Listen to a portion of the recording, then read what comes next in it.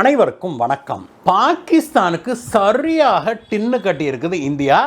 இதுதான் இப்பொழுது பயங்கர பரபரப்பாக பேசப்பட்டு வருகிற விஷயமாக இருக்குது நண்பர்களே. அதற்கு காரணம் பாகிஸ்தானுடைய பேக் போன் என்னங்கிறது நமக்கு தெரியும் இல்லையா? பாகிஸ்தானுடைய டெரர் ஃபண்டிங், பாகிஸ்தானுடைய ராணுவமும் ராணுவ ஜெனரல்களும் அவங்களுக்கு நேரடியாகவே டின்னு கட்டி இருக்குது இந்தியா செய்த செயல் ஒன்று.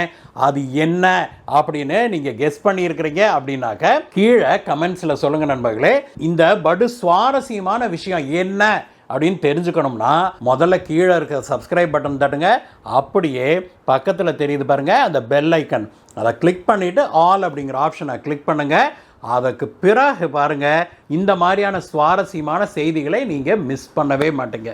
வாங்க நண்பர்களே, பாகிஸ்தானுக்கு எப்படி இந்தியா டின் கட்டுச்சு, பாகிஸ்தான் அதனால எப்படியெல்லாம் கதறுது அப்படிங்கிறத பார்க்கலாம்.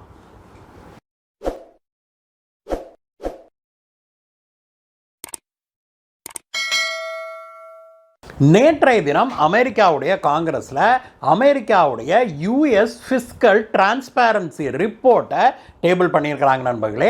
இது என்னங்க சார் புது ரிப்போர்ட்டு அப்படின்னு தானே கேட்குறீங்க. இதனால் என்ன ஆயிர போகுது அப்படின்னு தானே கேட்குறீங்க. யூஎஸ் உடைய ஃபிஸ்கல் டிரான்ஸ்பேரன்சி ரிப்போர்ட் அப்படின்னா செலவு கணக்குகளை வெளிப்படையாக காட்ட வேண்டிய ரிப்போர்ட் அப்படின்னு அர்த்தம்.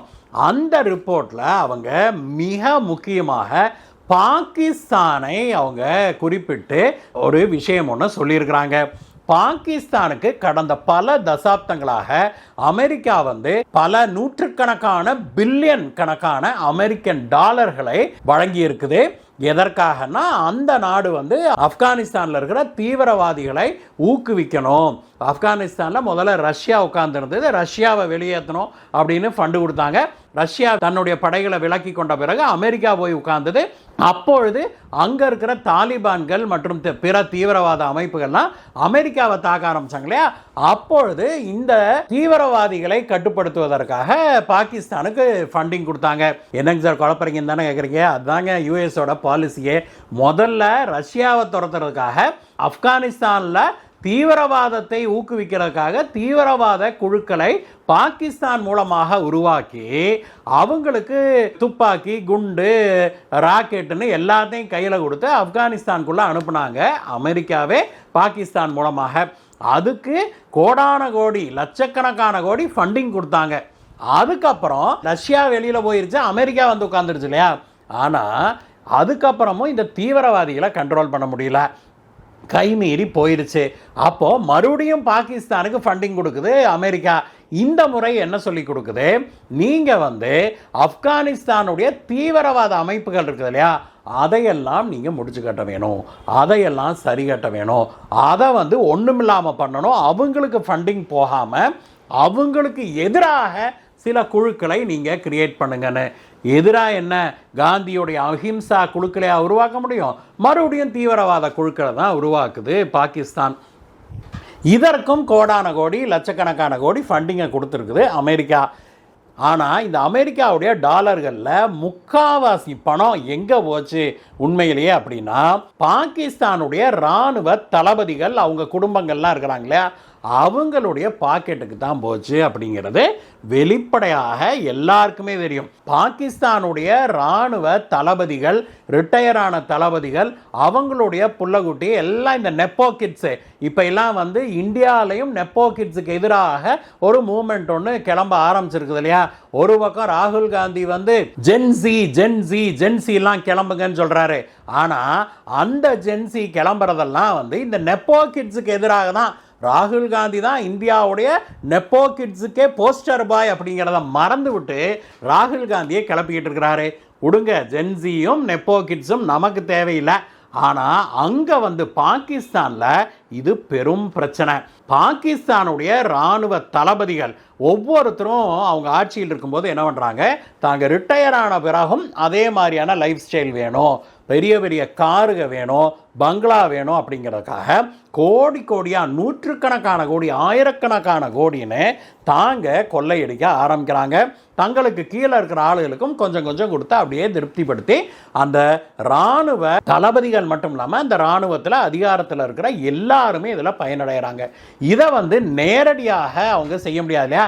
வர்ற பணத்தை எப்படி பாக்கெட்டில் எப்படி போட்டுக்குவாங்க? அதனால் இந்த இராணுவ தளபதிகள் என்ன பண்ணுறாங்க, இந்த இராணுவத்திலேருந்து ரிட்டையர் ஆனவங்க இராணுவ குடும்பத்தை சேர்ந்தவர்கள்லாம் தலைமையாக வச்சு சில ஃபவுண்டேஷன்களை, நம்ம ட்ரஸ்ட்டுங்கிறோம்ல அந்த மாதிரி சில ஃபவுண்டேஷன்களை உருவாக்குறாங்க. அதில் மிக முக்கியமானது மில்பஸ் அப்படிங்கிற ஒரு ஃபவுண்டேஷன். அந்த மில்பஸ் ஃபவுண்டேஷனும் அதே போல் மேலும் ஒரு 3-4 ஃபவுண்டேஷனை உருவாக்குறாங்க. அந்த 5-6 ஃபவுண்டேஷன்கள் தான், ட்ரஸ்ட்டுகள் தான் இன்னைக்கு பாகிஸ்தான்லேயே பெரிய பணக்கார நிறுவனங்களை கையில் வச்சிருக்கிற ட்ரஸ்ட்டுகள் அப்படின்னா உங்களால் நம்ப முடியுதா? ஆமாம் நண்பர்களே, பாகிஸ்தானுடைய ஆகப்பெரிய நிறுவனங்களை எல்லாம் யார் கையில் வச்சிருக்கிறான்னா இந்த மாதிரியான இந்த மில்பஸ் போன்ற ஃபவுண்டேஷன்கள் தான், ட்ரஸ்ட்டுகள் தான். அதில் எப்படி இவங்க கொள்ளையடிக்கிறாங்கன்னா, அந்த மில்பஸ் ஃபவுண்டேஷன் எடுத்துக்கோமே, அது பலவிதமான நிறுவனங்களை உருவாக்கி அதை நடத்திக்கிட்டும் வருது. யாராவது உருவாக்கி சக்ஸஸ்ஃபுல்லானா அதை போய் கபால்னு வாங்கிடுவாங்க. அந்த மாதிரி இன்னதுன்னு இல்லை, ஃபர்டிலைசர் கம்பெனிகள், ஃபார்மசி கம்பெனிங்க, அதுக்கப்புறம் சிமெண்ட் நிறுவனங்கள், அப்புறம் லாஜிஸ்டிக்ஸ் கம்பெனி, இப்படி பலவிதமான நிறுவனங்களை இந்த ஃபவுண்டேஷன்கள் போய் வாங்குது, அவங்க நடத்துகிறாங்க. இந்த நிறுவனங்களுக்கெல்லாம் தலைவராக யார் வச்சுக்கிறாங்க அப்படின்னா ரிட்டையர் ஆன ஜெனரல்கள், அவங்களுடைய புள்ளகுட்டிய. இப்படி அமெரிக்காவுடைய பணத்தை கொள்ளையடித்து பாகிஸ்தானுடைய இராணுவ தளபதிகளும் துணை தளபதிகளும் அவங்களுடைய குடும்பத்தாரும் பயங்கர லாவிஷ் லைஃப் ஸ்டைலை வாழ்கிறாங்க. பயங்கர லக்ஸூரியஸ் லைஃப் ஸ்டைல், உலக செல்வந்தகர் போல அவங்க வாழ்ந்துக்கிட்டு இருக்கிறாங்க. இதில் கொடுமை என்னன்னா, சில இராணுவ ஜெனரல்கள், உதாரணத்துக்கு ரிட்டையர் ஆன லெப்டினன்ட் ஜெனரல் அசீம் அலி பஜ்வான்னு ஒருத்தர் இருக்கிறாரு. அவர் இங்கே வேலையில் இருக்கும்போதே, லெப்டினன்ட் ஜெனரலாக இருக்கும்போதே அமெரிக்காவில் பல பாப்பாஜான் நிறுவனங்கள், பாப்பாஜான்ங்கிறது என்னென்னா மெக்டொனால்ட்ஸு, KFC இருக்குது இல்லையா, அந்த மாதிரியான அவுட்லெட்டை தான் ஃப்ரான்ச்சைஸ் எடுத்து நடத்தியிருக்கிறார். அப்படி இதுக்கு நூற்றுக்கணக்கான கோடிகளை அவர் அமெரிக்காவில் இன்வெஸ்ட் பண்ணார் அப்படின்னு சொல்கிறாங்க. அந்த பணம்லாம் எங்கேருந்து வந்தது? அமெரிக்கா அனுப்பின டாலரை கொள்ளையடிச்சு அவன் நாட்டிலேயே நம்பால் போய் சொத்து வாங்கியிருக்கிறாரு. இதனால் இந்த பஜ்வா இருக்கார்ல, இவர் பதவியில் இருக்கும்போதே, ரிட்டையர் ஆகிறதுக்கு முன்னாடியே இவரை செல்லமாக அந்த நாட்டில் எப்படி செல்லமாக பாப்பாஜான் பஜ்வா அப்படின்னு தான் கூப்பிடுவாங்களாம், அல்லது பாப்பாஜான் ஜெனரல் அப்படின்னு தான் கூப்பிடுவாங்களாம். இப்படி கொள்ளையடிக்கிறத கூட பெருமையாக பேசி வர்றாங்க பாகிஸ்தானில். இந்த மாதிரி இராணுவமும் அரசில் இருக்கிறவங்களும் கொள்ளையடிக்கிறத, தங்களோட பணத்தை, அமெரிக்கா தானே லட்சக்கணக்கான கோடி ஒவ்வொரு வருஷமும் ஃபண்டிங்கிற பேரில் கொடுக்குது பாகிஸ்தானுக்கு. இதை இவங்கெல்லாம் கொள்ளையடிக்கிறத நிறுத்தணுங்கிறதுக்காக தான் இந்த US ஃபிஸ்கல் டிரான்ஸ்பேரன்சி ரிப்போர்ட் புதிய நடைமுறைகளை கொண்டு வந்திருக்குது. அதில் அவங்க என்ன சொல்லியிருக்கிறாங்கன்னா, இனிமேற்கொண்டு பாகிஸ்தானுக்கு ஃபண்டிங் வேணும்னா எதா இருந்தாலும் சரி, நீ செலவு பண்ணுற ஒவ்வொரு டாலருக்கும் எங்களுக்கு கணக்கு காட்டணும். நீ எடுத்து இந்த பாக்கெட்டில் வச்சுக்கிட்டு அந்த பாக்கெட்டில் வச்சுக்கிட்டு நீ பம்பரக்கான்னு சுற்றுறதெல்லாம் வேலைக்கு ஆகாது, தெரியுதா? அதனால் ஒழுங்க மரியாதையாக எங்களுக்கு ஃபுல் ரிப்போர்ட் வரணும். எல்லா காசுக்கும் நீங்கள் ரிப்போர்ட் கொடுத்தா மட்டுமே நாங்கள் உங்களுக்கு இனிமேல் ஃபண்டிங் கொடுப்போம் அப்படின்னு சொல்லி இந்த ரிப்போர்ட் சொல்லுது. இதை அமெரிக்காவுடைய பாராளுமன்றமான காங்கிரஸும் ஏற்றுக்கொண்டு இருக்குது அப்படிங்கிறதான் உண்மை. ட்ரம்ப் எவ்வளவுதான் முயற்சி செய்தாலும் இந்த மாதிரி விஷயங்களை அந்த நாட்டு பாராளுமன்றமான அந்த நாட்டு காங்கிரஸ் தான் அப்ரூவ் பண்ண முடியும் நண்பர்களே. ட்ரம்ப் அதுக்கு மேலே ஒன்றும் செய்ய முடியாது அப்படிங்கிறதான் உண்மை. அதனால் எவ்வளவுதான் ட்ரம்ப்பு கிட்ட போய் தாஜா பண்ணாலும் இனிமேல் பாகிஸ்தானுடைய இராணுவம் பழைய மாதிரி கல்லா கட்ட முடியாது அப்படிங்கிறதான் உண்மை. சரி, இதெல்லாம் நடந்ததில் இந்தியாவுடைய ரோல் என்ன? இந்தியா டின்னு கட்டுச்சுன்னு சொன்னீங்களே சார் அப்படின்னு கேட்குறீங்களே, கரெக்டு தான். இந்த US ஃபிஸ்கல் டிரான்ஸ்பேரன்சி ரிப்போர்ட் இருக்குது இல்லையா, இந்த ரிப்போர்ட்டு ஒவ்வொரு வருடமும் வெளியிடுறாங்க. ஆனால் ஒவ்வொரு வருடமும் பாகிஸ்தான் இதில் நழுவிக்கும். அதுக்கு பாகிஸ்தான் அமெரிக்காவில் லாபி பண்ணி எல்லா வேலையும் பண்ணும். ஆனால் இந்தியாவோ தொடர்ந்து பாகிஸ்தானுடைய இராணுவ தளபதிகள், ரிட்டையர் ஆன ஆளுக, தளபதிகளுடைய ஃபேமிலிஸ் எங்கெல்லாம் சொத்து வாங்குறாங்க, எங்கெல்லாம் அவங்க இன்வெஸ்ட் பண்ணி வச்சிருக்கிறாங்க, எப்படியெல்லாம் அவர்கள் கொள்ளையடிச்சிருக்கிறாங்க, எந்தெந்த நாட்டில் அவங்க இன்வெஸ்ட் பண்ணியிருக்கிறாங்க, எங்கெல்லாம் நிறுவனங்களை ஆரம்பிச்சிருக்கிறாங்க. உதாரணத்துக்கு பாகிஸ்தானுடைய ரிட்டையர்டு மேஜர் ஜெனரல் ஒருத்தர் நஸ்ரத் அப்படின்னு அவர் பேர். அவர் ஒரு டாக்ஸ் ஹேவனில் போய், டாக்ஸ் ஹேவன்னா என்ன, ஒரு சில நாடுகள் இருக்குதுல்ல, இந்த டாமினிகா ரிப்பப்ளிக் மாதிரி, அங்கெல்லாம் எந்த கேள்வியும் கேட்க மாட்டாங்க, நீங்கள் எவ்வளோ பணம் அனுப்பினாலும். அந்த மாதிரி நாட்டில் போய் ஒரு நிறுவனத்தை பதிவு செஞ்சிருக்கிறாரு. Afghan oil and gas commission அப்படின்னு சொல்லி ஒரு நிறுவனத்தை பதிவு பண்ணியிருக்கிறாரு. இந்த மாதிரியான தகவல்களை சேகரித்து தொடர்ந்து இந்தியா அமெரிக்காவுக்கு கொடுத்துக்கிட்டே இருந்திருக்குது இந்த இன்டெலிஜென்ஸ் இன்புட்டை.